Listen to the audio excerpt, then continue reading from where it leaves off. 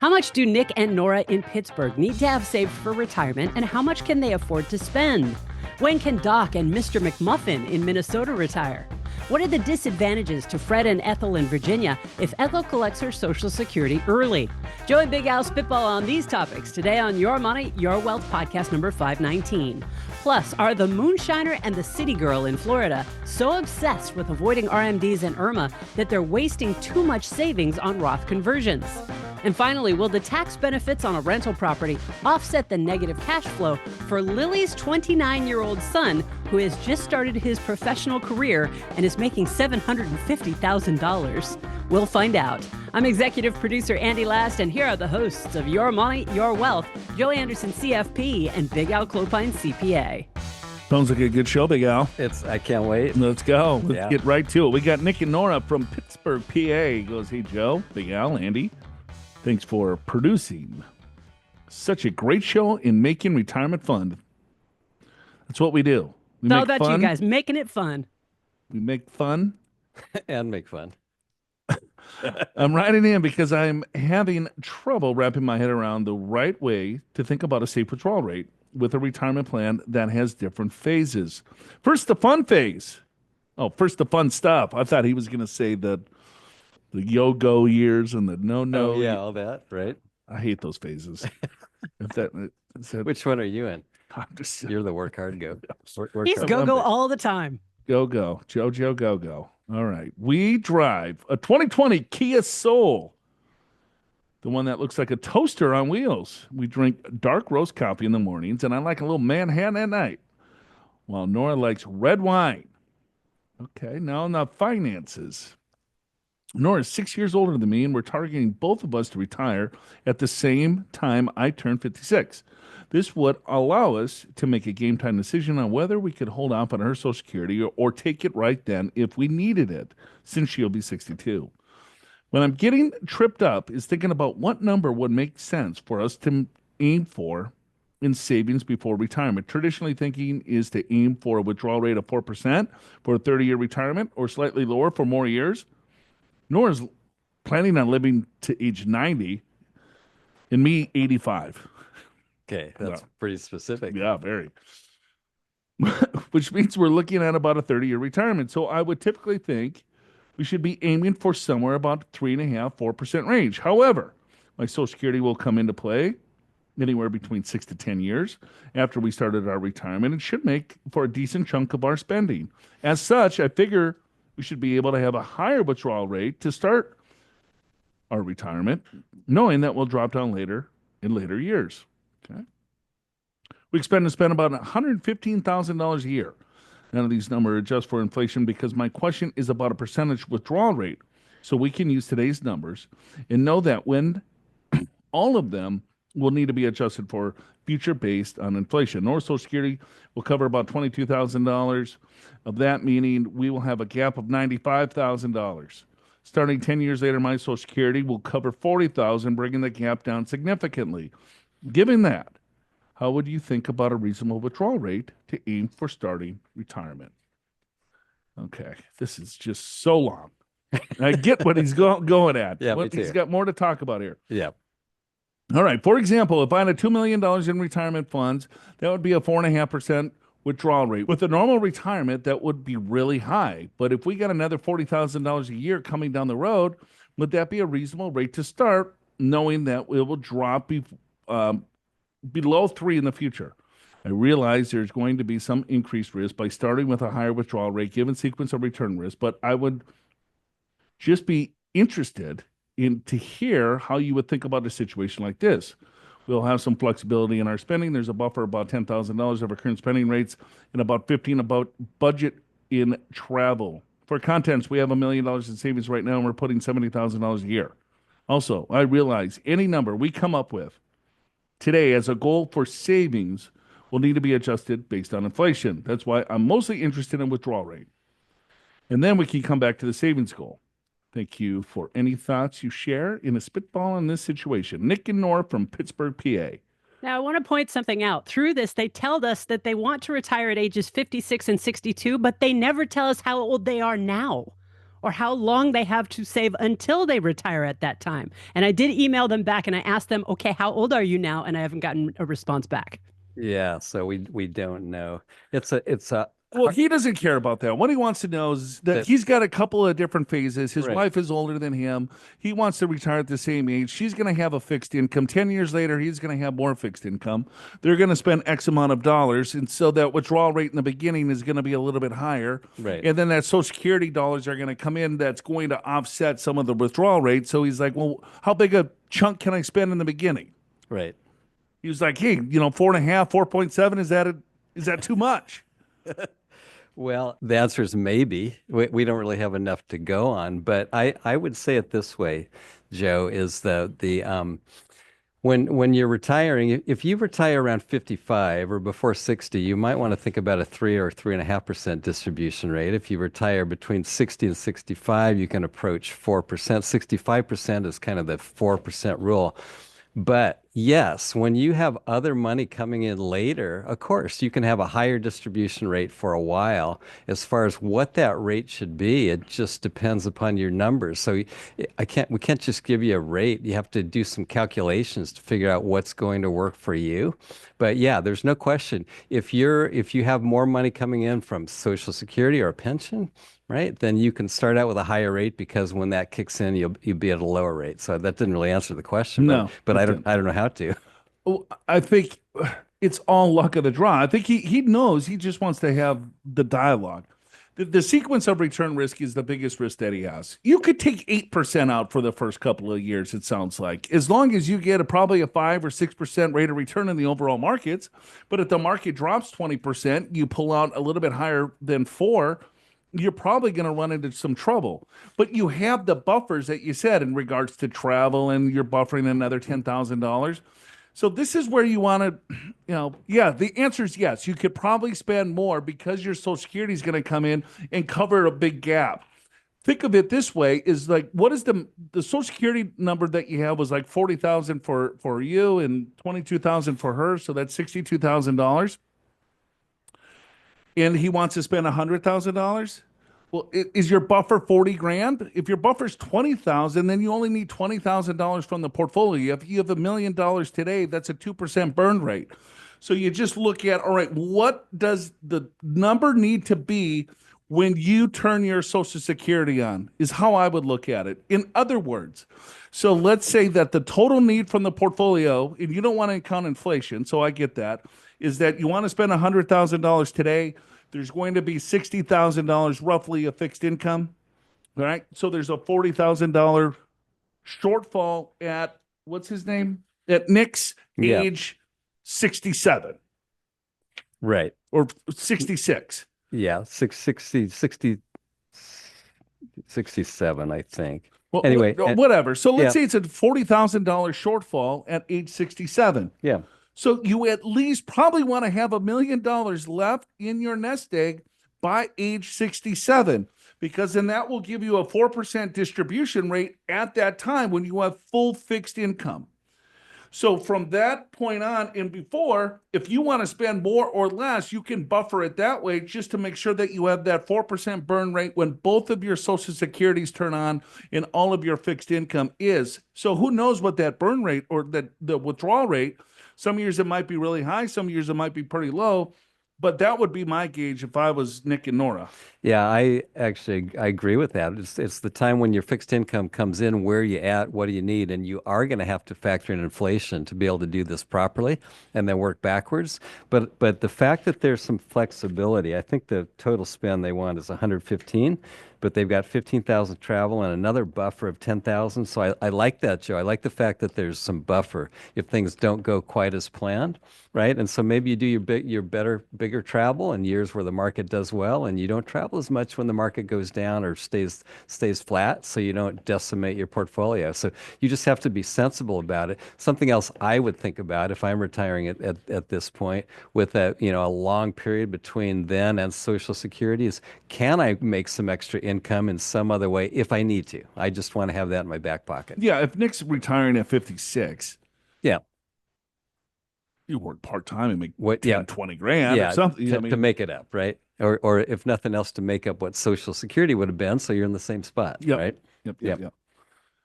All right. No, really cool question. I like it. So again, this is Nick and Nora. What I would do, just make your spreadsheet, but count inflation. I get you're looking at whole numbers and you just want to look at a burn rate.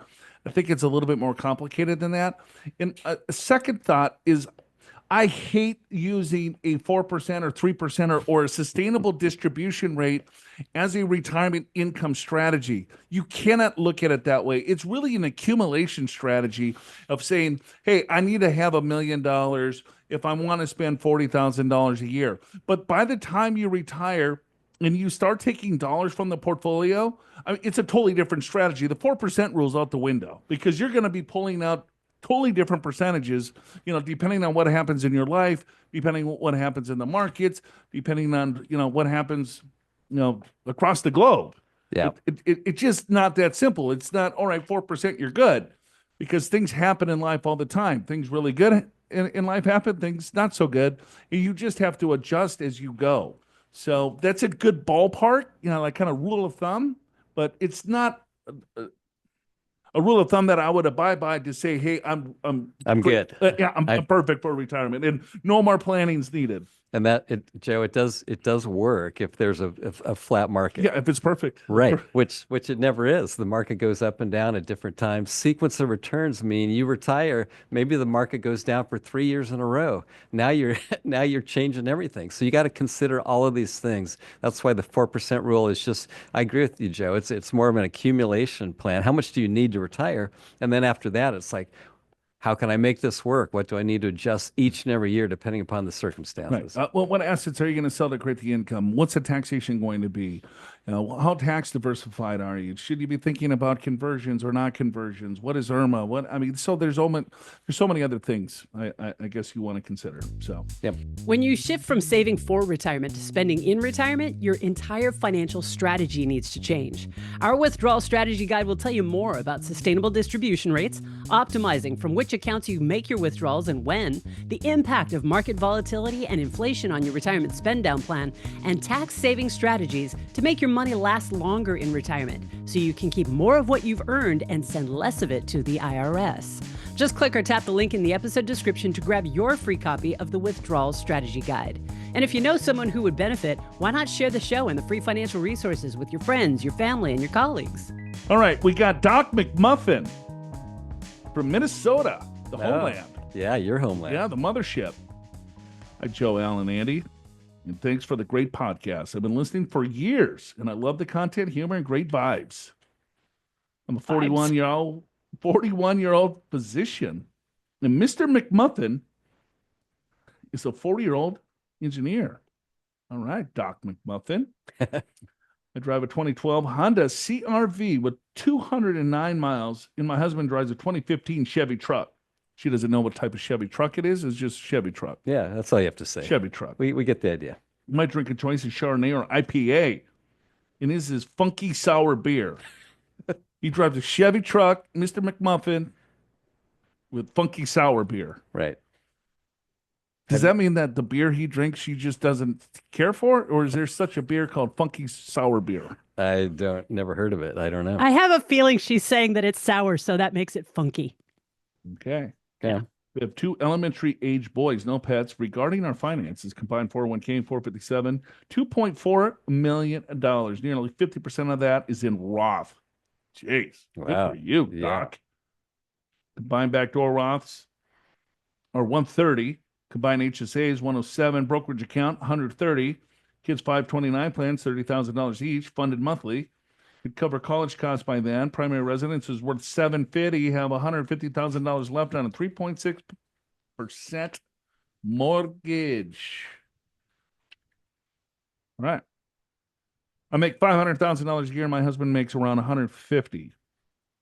We both max out our Roth 401ks, backdoor Roth IRAs, HSA, my pre-tax 457, and my husband's bank up backdoor Roth every year. Plus $12,000 in the taxable. What possibly could be your question, Dr. McMuffin? They're saving $150,000. You're fine. You're good. And Keep saving lives. They've got over $2 million to start with. It's like, okay, and you're 40. Okay. All right, let's keep going here. Despite our high tax bracket, we are in Joe's camp of not missing the tax deduction in love Roth money. See, I'm with you, girl. I work a ton, but love being a doctor. My husband likes his job, fine, but is thinking of switching to a more flexible career in the next few years. Our investments are currently 100% in index fund equities, with 90% being total U.S. market and the rest international. My question, finally, doctor, anything we are missing? Any blind spots we should be thinking about? Or anything you'd be doing different? I'm not sure exactly what our spending will look like in retirement, but I'd like to be able to travel, order nice wine. I won't be surprised if Mr. McMuffin, semi-retired by age 45, I'll probably have a hard time hanging it up until I'm close to 60. Thanks for the spitball. You guys are the best.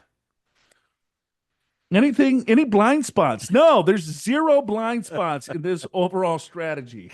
None. It looks perfect. I would say 3 things that weren't mentioned, but they're probably covered, but just in case. Make sure you got appropriate disability coverage and life insurance, and make sure you've got a good emergency fund. Outside of that, I just keep doing what you're doing. Big Al, did you get an insurance license? No, but when you make that much money and if your husband retires, then they're depending upon that. So you got to think about such things. Got it. Yeah, she could be like Doctor Strange. Well, hurts his hand. He can't do surgery anymore. Can't do he has it. to go to Tibet or something, right? No, you have no idea. Never watched a Marvel movie in your life, probably. No, I have. I don't know that part of the story. Doctor Strange? Yeah, no, yeah, I know Doctor Strange. So he was a doctor, surgeon, really good surgeon. His hands. And then he got in a car accident. Which part of the Marvel universe is this from? I don't know. Doctor Strange. Oh, okay. I got a 3.5-year-old that all of a sudden just loves Marvel movies, and so I have to watch these stupid movies over and over and over again. If you would have asked me 30 years ago, I would have talked to you about Power Rangers. I suppose. Power Rangers. Yeah. Is that what your kids were into? Yeah. Okay. Andy, what were you into? Scooby-Doo? Mr. Rogers. That was my Mr. hero. Rogers. All right, Absolutely. Mr. Rogers. Okay. Neighborhood. Nice. Won't you be mine? Yep. That's why you're the fine person you are today, Mr. Andy. I try, Somebody has to be. What was the king's name again? Mr. Howell? King Howell? Something? No, that's Gilligan's Island. No. Well, no, it's Howell, right? He was an owl. Howell the Owl? King Friday. Well, no, he was the tree guy. Who was the king? The king. King Friday right? was the king. King Yeah, Friday. King Friday. Yeah. And something Saturday. No. Yeah. Ask me about Little House in the Prairie and I'll kill it. Yep. Although I will say, somebody pointed out in the comments on YouTube that you said that her sister's name was Debbie, and then at the end you finally remembered it was Mary. It just takes me it's a process. You'll get it. I just got to put myself in the prairie and just be thinking about. Oh, and somebody also mentioned that it was actually Minnesota, and I was shocked that you didn't realize that. Plum Grove, I think, Minnesota. Yeah, I knew that. You said it was Iowa. Well, okay, well. It was the homeland. Yeah. There was a sequel or something, right? Got it. Yeah, Okay. That's That Steel must be Trap it. Rain. It's showing a little kinks I here. know, I got some kinks in the armor, brother. I'm telling you. Oh, my goodness. That age. All right. We got Fred and Ethel from Virginia. Hi, YMYW team. We found the show last year and have been enjoying getting caught up on past episodes. It's been extremely helpful. We like our spitball and strategy for taking Social Security. Here's the details. Fred, he's 55 and is considered retiring around 59 to 60. He drives a Ford F-150 Limited King Ranch and is a connoisseur of fine brown spirits, whiskey, rum, brandies, and Amber cognac. What is that? They're there. Armagnac? Okay. One of his favorites. Armagnac. I don't know. I think it's French pronunciation, so I think it's Armagnac. Okay, we'll go with that. Got it. Fancy Nancy there. Ethel will turn 62 in March and is retired from raising 3 children. All 3 are through college and on their own. She drives a Lincoln KX and prefers good wine in any color. And on any occasion, she drinks a dirty vodka martini. Oh, on an occasion. Okay. Fred, he's a sole income earner, $450 salary bonus, and earns Social Security benefit at age 70 and 2039 will be $59,000 per year in today's dollars. Ethel has enough Social Security credits to collect on her own at $17,000 per year at age 62, 24 at 67, 31 at 70. We don't expect to need Social Security to fund our expenses in retirement. We have about $1.8 million in a 401k, $275 in an ESOP, another $150 in an IRA, commercial real estate partnership of $500,000. Fred's privately held company stock is $3.9 million. Okay. Wow. Okay. All right, you go, Fred. Which he will sell and move into a brokerage account when he retires. 2 homes with a mortgage, average 3.25%. Total equity combined $1.5 million. Okay, yeah. So you don't need the Social Security. You got millions. So we're gonna try to figure out how to squeak every last. Easy answer, right? It doesn't matter. Okay, so total current net worth $8 million with $6.5 million in non-residential investments, so liquid investments. All right. Assuming nothing catastrophic in the market or Fred's company over the next few years, the expectation upon Fred retirement at the total net worth of about 10 to 11 million, 8 to 9 in non-residential investments. When Fred retires, the plan is to live off all the after-tax accounts and do Roth conversions on the retirement accounts using the after-tax funds to use to pay tax. Here's the question. Conventional wisdom is to wait until 70 to claim Social Security to pay the tax.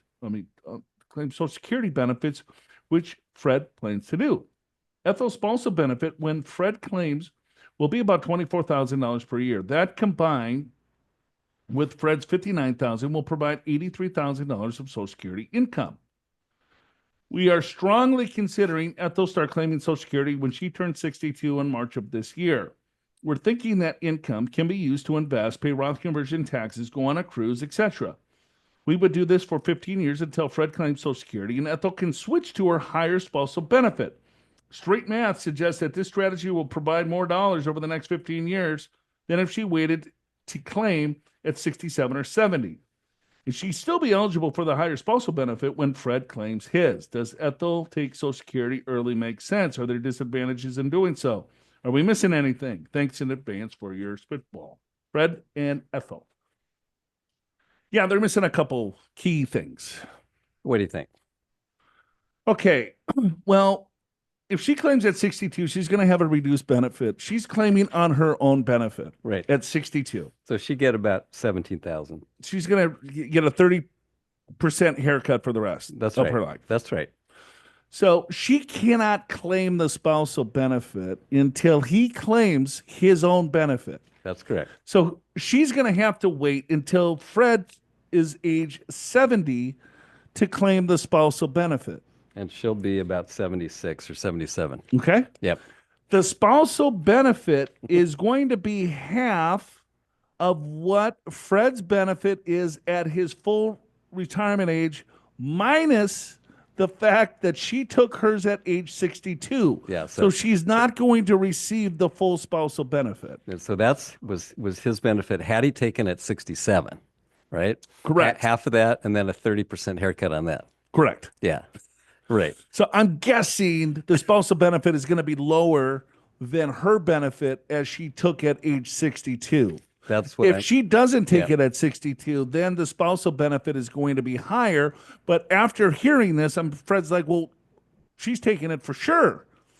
If you take the benefit at 62 on her own benefit and invest the money and assume a 6% growth rate, yeah, you're probably going to make out. Yeah, well, I think so too, because you get you get 5 years of extra money that you wouldn't have had. I mean, yeah, you'd have more on a spousal benefit, but not that much more. I think if you do the straight math, just like you said, Fred, if you factor in the month by month income for those 5 years, I think you do better just having her go ahead and collect. And I think the second question, should you do Roth conversions? The answer is yes. Well, no, he wants to use the money to pay the Roth conversions. Yeah. Go on trips. You have $10 million. So Yeah, take it at 62. Go have fun. See, I'm the voice of everyone that listens to the show when they hear these numbers. I know. They go, this isn't the show for me. They shut it off. They're like, so then we have to make fun We- of Fred and Ethel. We just answered the questions. Yep. You got $11 million. I would imagine 1 month of interest on his $11 million is going to be more than whatever he's trying to figure out with his Social Security strategy. Yeah, I would agree with that. All right. So congratulations on all your success. But yeah, take her benefit at 62 because I don't think he understands the full rules of that. She has to wait. So spousal benefit, again, if you want to claim the spousal benefit is going to be half of your spouse's benefit. So you could claim yours or half of your spouse's, whatever's larger.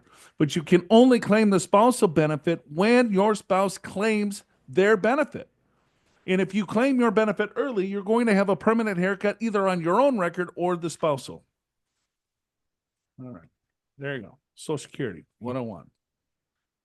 For those, you want to talk about GPO and WEP?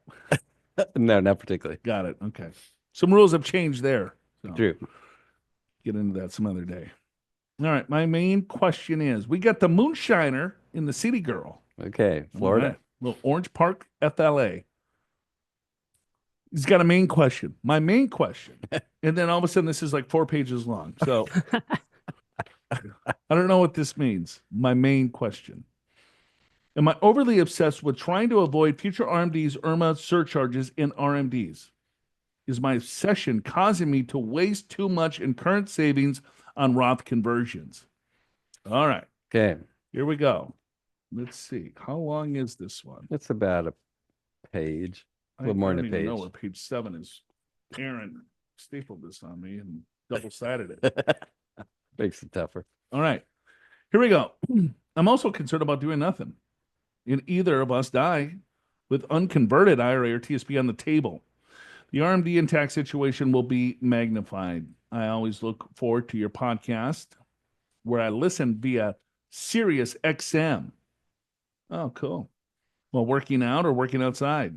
Your jovial, non-intimidating, and informative explanations are the best.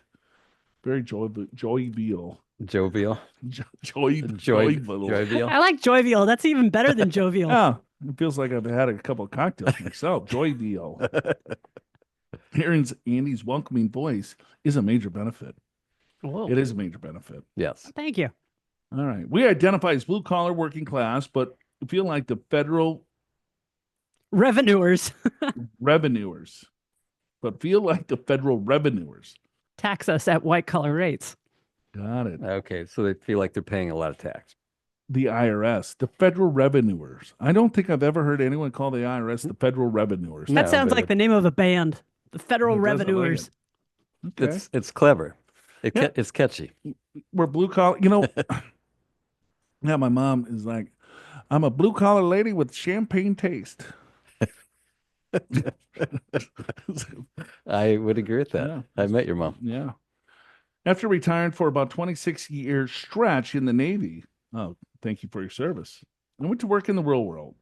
City Girl also served in the Navy for 10 years, where we met on the remote British Isle of Diego Garcia.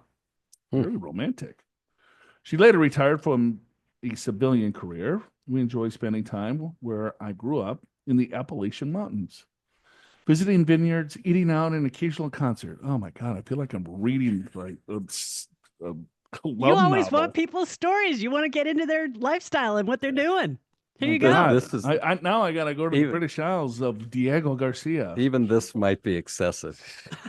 We just love walking around the Appalachian Mountains, visiting vineyards, Hand in kissing hand. under waterfalls. He hasn't even gotten to the drinks yet. Eating what? out and maybe an occasional concert. Listen to Kenny Diego G. Garcia play the ukulele. I like that. Oh, God. Okay. What do they like to drink? Okay, I enjoy a few sips of a good bourbon. A few sips. Okay? Can you do a few sips? Yeah, I can do it more than that. Elijah Craig, a little barrel proof. An Irish black and tan or a German Warsteiner. Warsteiner Pilsner? Warsteiner Pilsner. All right. City Girl prefers an unoaked dry Chardonnay. All right. I drive a 2024 Silverado, and City Girl drives a 2017 Mazda MX-5. I also have a Massey Ferguson farm tractor at our getaway location. Oh, they got a getaway location. Yeah, with a tractor. Yes. That's an important fact. Yes. I'm just imagining them getting away from like a bank robbery or something like that in a tractor. I'm shooting to convert $200,000 to Roth every year from age 66 to age 70. This should keep me within the 24% tax bracket in the third IRMAA bracket. Okay. $200,000 a year. Big out. That's a lot. It's a big chunk of dough. Our retirement nest egg includes $765,000 traditional IRA, TSP of 705, Roth IRA, and Roth TSP of 225, cash of 25, Vanguard mutual fund of 22,000. All right. Out of a habit, I contribute monthly to a mutual fund. A big chunk of the $225,000 in cash will be used to pay the Roth conversions. Our combined cash flows from pensions, City Girl Social Security, plus her $24,000 IRA distribution is $126, gross of $105 or $100,500. We basically just spend it. I plan to delay Social Security until late 2028. When I turn 70, and I expect to receive $39,000 gross or $26,500 net after tax and IRMAA. TRICARE and Medicare cover most healthcare costs. I turned 67 and City Girl turned 68 later this year. We both retired at 65 and have good financial security. We do not have children or grandchildren. We recently lost our beloved cat and chocolate lab due to old age. I'm trying not to follow their leads. We're totally debt-free and own 2 properties mortgage-free. According to Zillow, our Florida home is $350,000, and our out-of-state Montana getaway is probably worth $400,000. The value would be the land, not the old farmhouse. I hope you will consider responding to our situation, and that other hard-working folks might benefit as well. Thank you. Moonshiner, City Girl. Now, I'll point out that is mountain getaway, probably in the Appalachians rather than Montana. And I will clarify because you read that pretty fast. 765 in an IRA TSP and 705,000 in a Roth IRA and Roth TSP. So it's about mixed, 700, 800,000 each. Okay. And he wants to convert $200,000 a year. He wants to get it all out. So he's wondering, is he Yes, don't. He's overly obsessed. Yes, you are overly obsessed. Go have a cocktail and go under the waterfall of Diego Garcia. Yes, he's totally obsessed. I would agree with that. And here's some reasons why you don't necessarily want to convert everything. Because you got a 10%, 12%, right? Yeah. Well, you got the lower brackets. Now, maybe those get filled up with pensions. So we don't, even assuming that. So medical, if you have medical expenses down the line, those are deductible. You can pull them out of the IRA. You record that as income, but then you get to record the deduction. They net out, right? So if you have it all in a Roth and you pay taxes on money you don't need to pay, or what if you want to give money to charity? You could do a qualified charitable distribution right out of the IRA and not pay tax. So there's some reasons why you don't want to convert everything. And maybe even the most important, Joe, is the one you said, which is you want to fill up the lower brackets. 22%. That's where you go, Moonshiner. 22% is $200,000 of taxable income. Your income right now is $125,000. So you can do plus the standard deduction. I would do half of the conversion that you're thinking. Yeah, I would say that's about right. About 100,000-ish, something in that range. So stay in the 22% tax bracket. I don't think you need to go to the 24. No. Because the RMDs are not going to be that bad. He's got 10 years. If he converts 100,000 out, yeah, for 4 years, he will get all of it out in 10 years. He'll probably pay a lot less tax. Yeah, you can keep going if you want, right? You can still convert even though you've hit Social Security age. It's just you have a little extra income, so you convert a little bit less. So maybe you convert 70,000 instead of 100, whatever it may be, right? So don't think that you have to pay in these higher tax brackets. Yep. I get what he's thinking of, the widow or the widower's tax. If one were to die, there's still some decent fixed income and they got a lot of money still in retirement accounts. But it's $700,000. He already has 700 in a Roth. It's already looking good. If it was like 1.4 all in the TSP or the IRA or 1.5, then I would be like, yeah, 200 is probably the number if he had other income or cash flow to live off of and pay the tax. I would agree with you. So, Okay. yeah, 22% tax rate. Does your outdated, tired, set it and forget it financial plan need a complete money makeover? Assumptions you make about your finances can make or break your retirement lifestyle. Will it be bad or beautiful? This week on the Your Money, Your Wealth TV show, Joe and Big Al show you how setting goals, revamping your portfolio, and doing a tax turnaround can give your retirement plan the financial facelift it needs. Click or tap the links in the episode description to watch Complete Money Makeover and to download the companion Money Makeover guide for free. This is a limited time special offer on that guide, so get yours before this Friday as it won't be available again for several months. If you got money questions or want your own retirement spitball analysis, click or tap Ask Joe and Big Al in the episode description and send it on in. Got little Lily from California. Hi, my name is Lily. I love your show. Well, thank you. We love that you love our show. I have a question on behalf of my son regarding tax saving strategies. My son's 29 years old and has recently started his professional career and earns an annual income of $750,000. Was that your As a first job? starting salary. Starting salary at age 29. Yeah, that was me. Lily. 29. 750. What is he?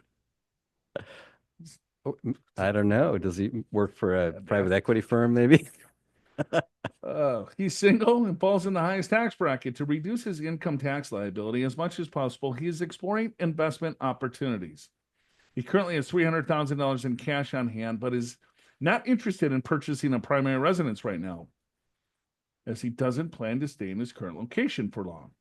Okay. The area is remote and not ideal for property investment. Instead, he's considered buying property in San Diego and renting it out. Oh, he's going to be our neighbor. Yeah, I guess so. Yeah. You know what? He's like a landman.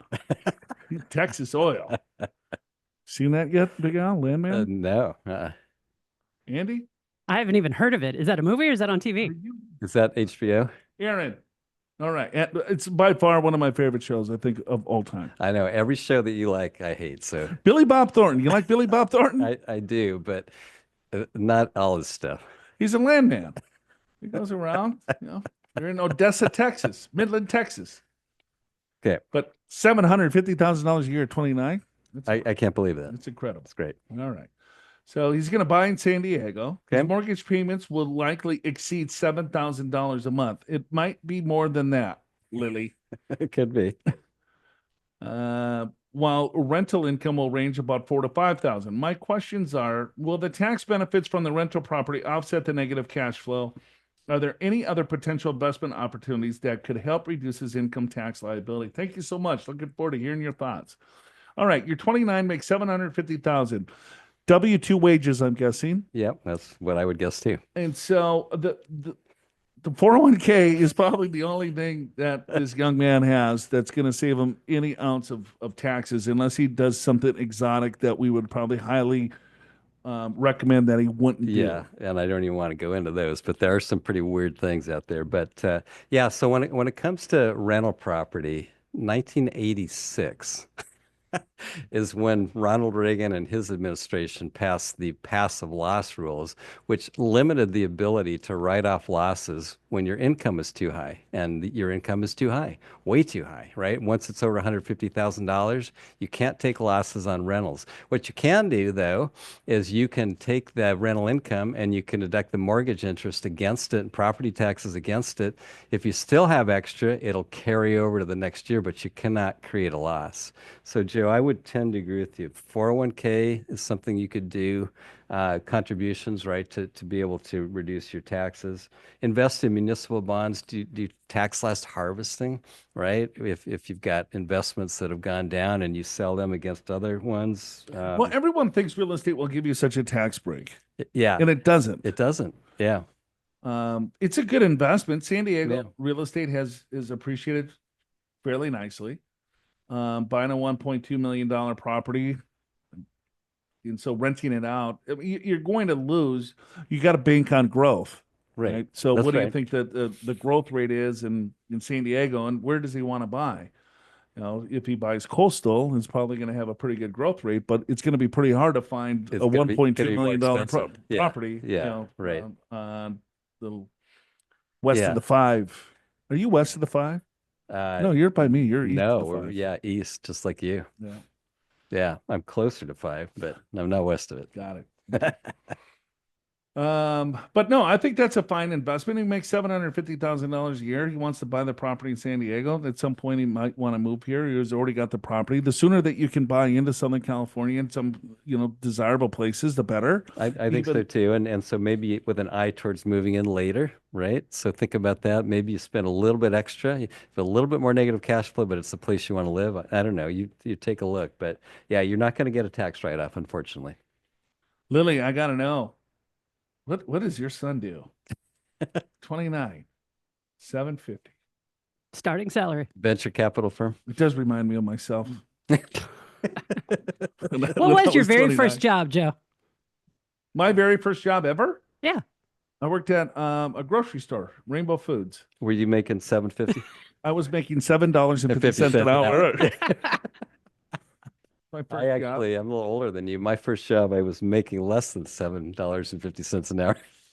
Oh, that's why I have terrible anxiety. I can't go into grocery stores anymore. Oh yeah, because it It's like reminds you. Oh man, Yeah. it's terrible. Yeah. You want to But I was start a cart guy. merchandising and You're a cart guy. Yeah, I would push the carts in. Was that stressful? No, it was great. You can walk around, you Yeah. pick up carts. You Say can hi to throw it in. people. Yeah. Then I got promoted, and then I worked in the produce section. Oh, okay. That didn't last very long because I wanted to be outside. You're an outdoor guy. Yes. Yeah. Well, Kind of. I don't know. Like putting grapes in that was just boring, and I hated it. And then you had the lifers, right? The guys that were working the produce. Yeah, know. they've been they're They were 50, like 55 years old. Yeah, they're 60 years old, waiting for their pension. They were not Lily's kid making 750 grand. They might have been made more than $7.50 an hour. Yeah, and then I worked 2 jobs. Then I had a job at the Shantytown.